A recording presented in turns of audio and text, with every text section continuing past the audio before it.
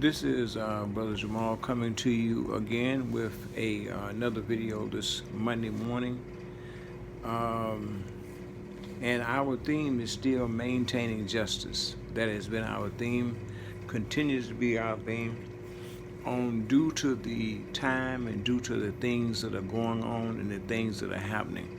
Once again, our theme is maintaining justice. Allah subhanahu wa ta'ala commands us to maintain justice. And the way that we maintain justice is by making sure that we judge between the people in fairness, always in fairness. That's how we maintain justice, always in fairness. So, that being said, and we when we look around at the situation in today's time, and with all the things that are going on, it's clearly that justice is not being maintained, and there's no fairness. Because if there was fairness in maintaining justice, then we wouldn't have all of this injustice that we have going on.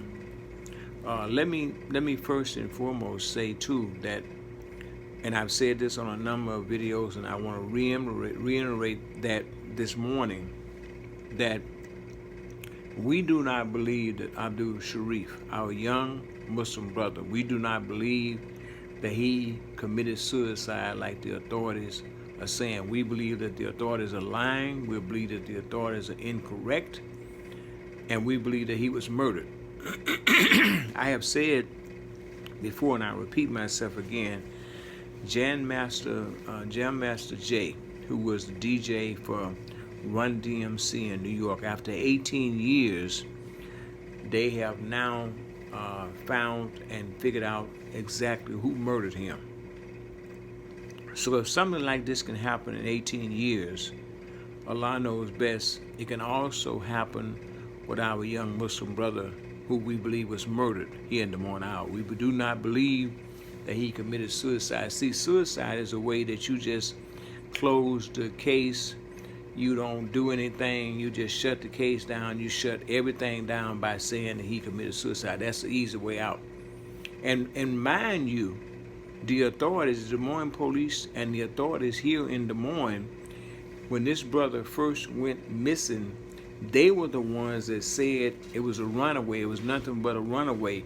And they really wasn't doing anything. This is why the family, they had to get a private investigator, a private investigating firm to more or less see what had happened, because the authorities were not doing anything. So all of a sudden now they come back after a year or so and rule that he committed suicide, which I said we believe is a lie, and we do not believe it. So I want to make that real clear. The other thing is too, for all those people out there who have raised the question about when is this going to stop. You know, they're talking about the movement. When is the protesting going to stop? When is the marches and the rallies and the demonstrations going to stop? And I raise a simple question to all those do-gooders and all those people out there who ask the question about when is the marching, protests, rallies, demonstrations are going to stop. Ask the people who are conducting themselves in murdering black people. We just saw here a black man got murdered in Wisconsin. We just saw that. Shot him in the back, which is a cowardly act. It's a cowardly act anyway, but it's a cowardly act to shoot somebody in the back. This brother was going to his car, and they shot him in front of his kids and family. See? So you ask the question, when is the march and protest, rallies, demonstration are going to stop? Ask the same question to these sick, wicked individuals who continue to murder down black people and gun down black people. Ask them when they're going to stop. There can be no peace. There should not be any peace. There cannot be any peace. As long as you have this kind of injustice going on, there should not be any peace. And what people need to be, they should be in the streets in Wisconsin. They should be tearing it up. There shouldn't be no peace there, no rest or nothing. They should be in the streets, and they should find out where these dirty, wicked cops, find out their names, where they live at, and go to their house. Go protest, march, rally in front of their house. Expose them and put pressure on the prosecutors. They bring charges, criminal charges, against these wicked police officers for murdering this brother, gunning them down, shooting them in the back. They should demand from the prosecutors that they be arrested. They should be arrested. You know, I'm sure they probably not. They probably still out walking around, but they should bring criminal charges against them, murder, because that's what they did. See, so you ask the question about when is this going to stop? Ask the question, when are these wicked, evil police officers are going to stop murdering and gun down black people? Ask the question to them. Raise a simple question to them. See, these are the kind of stories and things that should be written and printed and written and produced and talked about. We don't hear this. Now, we understand the national news, most likely, they don't pick up anything like this. Somebody had put this on Facebook. I saw a couple of pictures on Facebook, them murdering this brother, shoot him in the back in front of his kids. For all you people out there want to go all into all the details and want to ask all the questions. Well, what was he doing? Was he doing something wrong? Did he do this? And for all you people out there who always want to tell people how they should act when the police stop them, let me tell you something. You can act as goody two-shoe if you want to when they stop you. And there's no indication that as good as you act or good as you behave that they still won't murder you. What kind of reasoning, what kind of thinking is that? We always want to think somehow that if we do everything 100% correct, they won't act crazy and the wicked and evil ones won't end up murdering you. What do you get off saying that? How do you know that? See?